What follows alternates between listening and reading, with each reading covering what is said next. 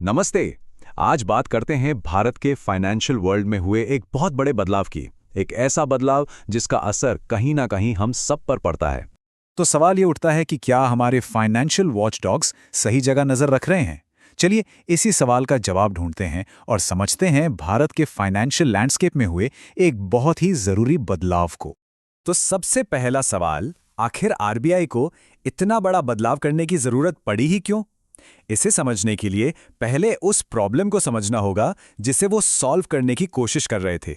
यहां हम बात कर रहे हैं नॉन बैंकिंग फाइनेंशियल कंपनीज यानी एनबीएफसीज और अर्बन कोऑपरेटिव बैंक्स यानी यूसीबीज की। देखिए, वक्त के साथ साथ ये इतने बड़े हो गए हैं और एक दूसरे से इतने जुड़ गए हैं कि अब इन्हें सिस्टमैटिकली इंपॉर्टेंट माना जाता है।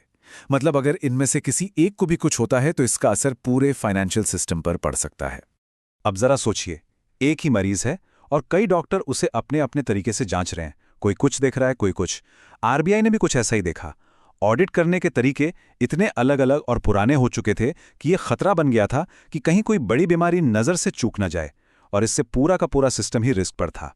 अच्छा, तो प्रॉब्लम तो समझ आ गई। अब सवाल ये है कि इस बढ़ते रिस्क को रोकने के लिए आरबीआई ने किया क्या? उनका सल्यूशन क्या था? आरबीआई ने यहां एक फंडामेंटल शिफ्ट किया। उन्होंने कहा कि भाई अब सिर्फ पीछे मुड़कर ये देखने से काम नहीं चलेगा कि क्या क्या गलत हुआ, अब हमें आगे देखना होगा। ये एक तरह से रिएक्टिव से प्रोएक्टिव होने जैसा था। मतलब आग लगने के बाद बुझाने की जगह आग लगने ही न दी जाए। तो ये रिस्क बेस्ड इंटरनल ऑडिट या आरबीआई आखिर है क्या भला? देखिए, इसका काम सिर्फ पुरानी गलतियों पकड़ना नहीं है। इसका असली मकसद है पूरे सिस्टम की हेल्थ को जांचना, ताकि भविष्य में आने वाली मुसीबतों को पैदा होने से पहले ही रोका जा सके। तो सबसे जरूरी बात यही है, अब फोकस इस बात पर नहीं है कि क्या हमने सारे रूल्स फॉलो किए। नहीं, अब फोकस इस पर है कि क्या हमारा सिस्टम इतना मजबूत है कि वो भविष्य के अननोन रिस्क को भी झेल सके। ये सिर्फ बॉक्स टिकिंग से हटकर असली प्रॉब्लम सॉल्विंग की तरफ एक कदम है। तो फिर ये नया नियम लागू किस किस पर होता है? चलिए देखते हैं कि कौन कौन से इंस्टीट्यूशंस इसके दायरे में लाए गए। सबसे पहले तो हर वो एनबीएफसी जो लोगों से डिपॉजिट लेती है, साइज चाहे जो भी हो, छोटा या बड़ा। अगर कोई कंपनी जनता का पैसा रखती है तो उसे इस नए कड़े ऑडिट सिस्टम को मानना ही होगा। यह सीधा सीधा डिपॉजिटर्स के पैसे की सुरक्षा का सवाल है। अच्छा, और उन एनबीएफसीज का क्या, जो डिपॉजिट नहीं लेती? उनके लिए एक थ्रेशोल्ड, एक लिमिट तय की गई। अगर किसी नॉन डिपॉजिट टेकिंग एनबीएफसी का एसेट साइज 5,000 करोड़ रुपए से ज्यादा है तो उसे भी ये नया नियम मानना होगा। और फिर आते हैं अर्बन कोऑपरेटिव बैंक्स। इनके लिए ये लिमिट 500 करोड़ रुपए के एसेट साइज पर रखी गई है। तो इससे साफ पता चलता है कि आरबीआई का फोकस खासकर उन बड़े प्लेयर्स पर है जिनका असर पूरे सिस्टम पर पड़ सकता है। और हां, आरबीआई ने सिर्फ नियम बनाकर नहीं छोड़ दिया, उन्होंने एक डेडलाइन भी दी। इन सभी संस्थानों को 31 मार्च 2022 तक इस नए रिस्क बेस्ड ऑडिट सिस्टम को अपनाना था। ये एक तरह से एक साफ संदेश था कि अब पुराने ढर्रे पे काम नहीं चलेगा। अब कोई भी नया सिस्टम तभी काम करता है जब हर किसी को पता हो कि उसे क्या करना है। इसीलिए आरबीआई ने एक नई चेन ऑफ कमांड भी तय की, ताकि जिम्मेदारियां बिल्कुल साफ हों। और यहां हम देख सकते हैं कि जिम्मेदारियों को कितनी सफाई से बांटा गया है। सबसे ऊपर है बोर्ड और ऑडिट कमेटी, जिनका काम है पूरी निगरानी रखना।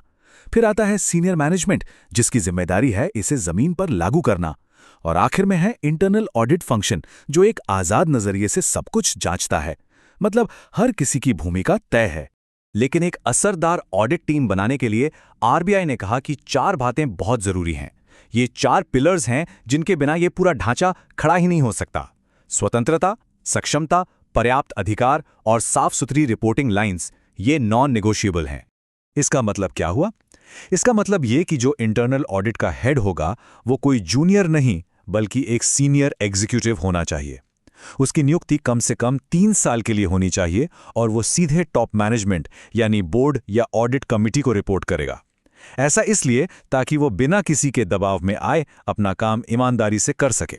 अच्छा, ये सब तो ठीक है, ऑडिट के नियम बदल गए, जिम्मेदारियां तय हो गईं, लेकिन सवाल ये है कि इसका पूरी फाइनेंशियल सिस्टम और आम लोगों के लिए क्या मतलब है? ये हम सबके लिए क्यों मायने रखता है? इसे एक किले की तरह समझिए।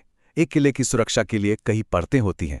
पहली बिजनेस लाइन, फिर रिस्क मैनेजमेंट और इंटरनल ऑडिट को रक्षा की तीसरी पंक्ति यानी the third line of defence माना जाता है।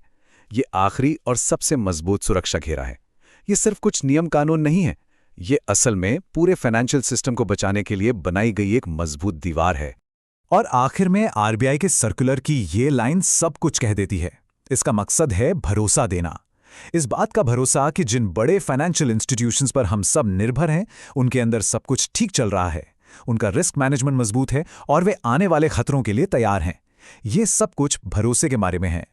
ये बदलाव दिखाता है कि रेगुलेटर्स भी वक्त के साथ बदल रहे हैं, आगे की सोच रहे हैं। लेकिन असली सवाल तो अब शुरू होता है। जैसे जैसे फिनटेक, क्रिप्टो और न जाने क्या क्या नई चीजें फाइनेंशियल दुनिया में आ रही हैं, रिस्क्स की परिभाषा भी तो बदलेगी, है ना? तो सवाल यह है कि भविष्य में आने वाले इन नए किस्म के जोखिमों से निपटने के लिए हमारे रेगुलेटर्स कितनी तेजी से खुद को बदल पाएंगे।